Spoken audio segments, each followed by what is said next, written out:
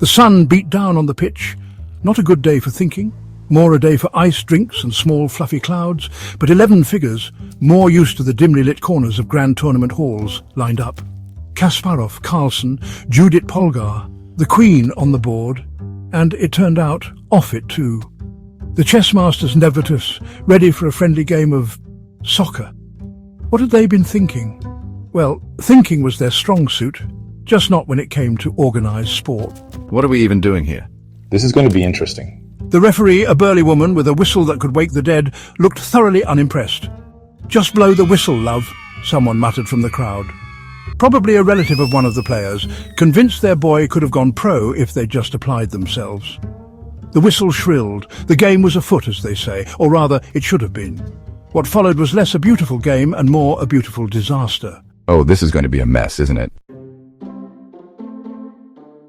"Right, you lot!" Kasparov barked, taking charge as if leading his pieces into battle. "Fischer, you're a pawn. Go stand over there, near their goal." Bobby Fischer, never one to back down from a challenge, even if he didn't understand it, shuffled off towards the designated spot. He looked around for the squares. There were none. The beautiful, logical simplicity of a chessboard was utterly absent. This was chaos. Where are the squares? Meanwhile, Carlsen had commandeered the ball. He dribbled, sort of. It looked more like he was trying to hypnotize the ball with his intense stare. Two defenders approached, and Carlsen panicked. He couldn't sacrifice the ball. It was his only one. He clutched it to his chest like a long-lost teddy bear. A whistle blew. Foul. Carlsen, what are you doing? Well, that's one way to play soccer, I suppose. The free kick ended in disaster.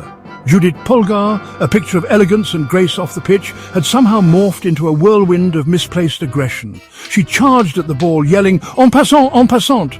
The other players, a mix of bemused and terrified, scattered. The ball, miraculously untouched, trickled sadly towards the goal line. What is she doing? "Checkmate!" Kasparov roared, mistaking the goal line for his opponent's back rank. The referee rolled her eyes. "It's not chess, love," she sighed. "You've got to get the ball in the net with your foot." Kasparov stared at her, then at his foot, then back at her. That is utterly illogical. Well, at least they're trying, right? The rest of the game went much the same way. Attempts at castling involved much running on the spot and bewildered glances. Someone tried to claim a draw by threefold repetition, only to be informed that running into the same defender 3 times wasn't how it worked. By the time the final whistle blew, the score stood at a majestic 0-0. We did it! Carlsen exclaimed, as if emerging victorious from a 7-hour match against a particularly aggressive pigeon.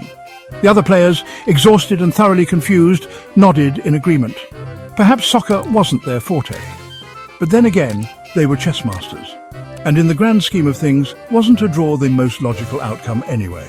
A draw, the perfect end to this unique match.